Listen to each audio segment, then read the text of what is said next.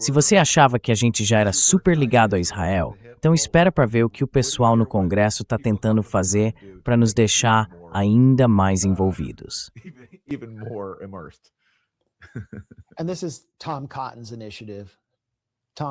E essa é uma iniciativa do Tom Cotton. O Tom Cotton, que é o nosso AIPAC, mas também é do Arkansas, um estado que não é exatamente um grande gerador de empregos, tem uma população rural grande e com poucos recursos. E o que ele quer, basicamente, é trazer Israel para dentro da base de produção de defesa dos Estados Unidos. Isso criaria empregos no Arkansas e tornaria a relação entre Israel e os Estados Unidos ainda mais inseparável do que já é, porque significaria negar empregos para pessoas que realmente precisam deles lá no estado. Isso é talvez ainda mais perigoso do que os cerca de 300 bilhões de dólares em ajuda que foram enviados a Israel desde 1948. O site Responsible Statecraft tem uma das melhores coberturas sobre essa iniciativa, que faz parte do NDAA e é conhecida como Seção 224. A Câmara aprovou o NDAA sem retirar esse trecho. A ala ligada ao AIPAC conseguiu derrotar a tentativa de removê-la. Aquilo que eu entendi era liderada pelo Ro Khanna.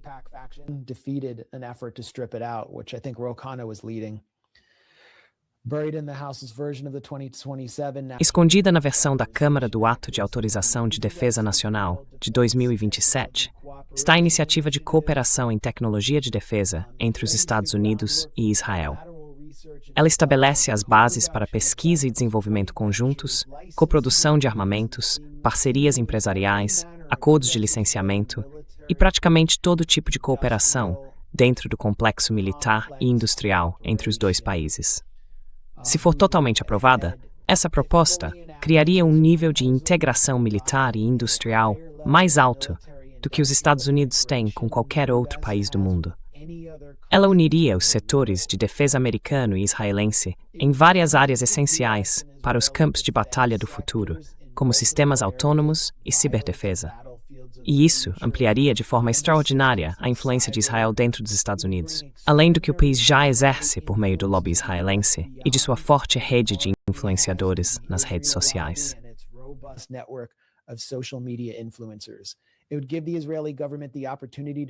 Isso daria ao governo de Israel a chance de ampliar muito um dos instrumentos mais poderosos de influência na política dos Estados Unidos: os empregos dentro do próprio país. Ao expandir ou criar novas instalações de coprodução, como já fez no Mississippi e no Arkansas, o governo israelense poderia se orgulhar de estar gerando empregos em solo americano. E com isso, garantir aliados entre os membros do Congresso que representam os distritos onde esses empregos estão. E além disso, tudo é completamente opaco. Quero dizer, isso acontece fora do campo da transparência. Pode ser escondido. Todos esses acordos podem ficar encobertos sob o pretexto de iniciativas de segurança nacional. Mas acho que o ponto principal é o seguinte: os empregos vão depender da cooperação com Israel. E suspender o envio de armas para Israel, ou se afastar dessa relação especial, vai acabar sendo visto como negar trabalho para milhares e milhares de americanos, especialmente nos estados pobres e conservadores. E é exatamente esse o objetivo. Esse é o ponto.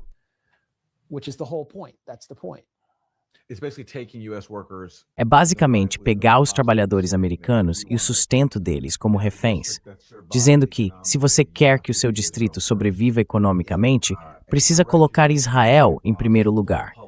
E isso mostra que eles perderam o apoio total do público. Então, a única forma de manter a ajuda dos Estados Unidos a Israel, de manter a máquina de morte de Israel funcionando, é amarrar isso ao sustento dos trabalhadores americanos. Acho que isso era inevitável. E também significa que antes, ainda havia algumas votações simbólicas todo ano, em que Israel só podia receber ajuda se cumprisse as obrigações e as leis de direitos humanos dos Estados Unidos. Agora esquece. Isso nem vai ser mais necessário, porque Israel vai ser basicamente um braço oficial do governo americano.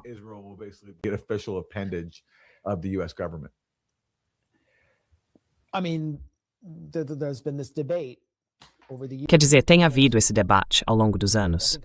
Quem controla quem? E eu acho que desde 7 de outubro está cada vez mais claro que é Israel e seus vários intermediários e representantes nos Estados Unidos que de muitas formas estão ocupando o governo e as instituições americanas. Mas eu estou cada vez mais convencido de que não dá para separar os dois, que eles foram integrados.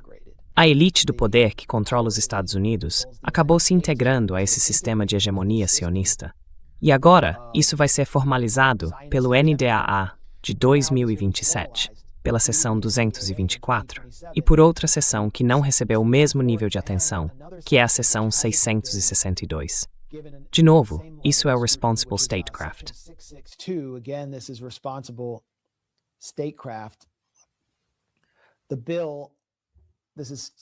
O projeto é a seção 662 da Lei de Autorização de Defesa Nacional. Foi apresentado pelo Tom Cotton, que, como a gente sabe, recebe grandes doações da Miriam Adelson, do Paul Singer e de outros nomes bem conhecidos.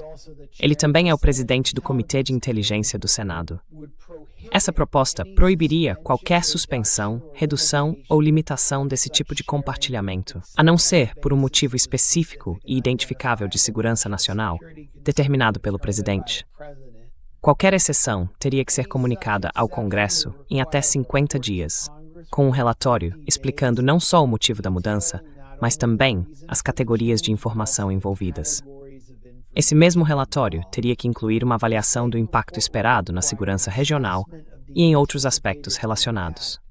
Ou seja, na prática, fica quase impossível suspender o compartilhamento de informações de inteligência dos Estados Unidos com Israel.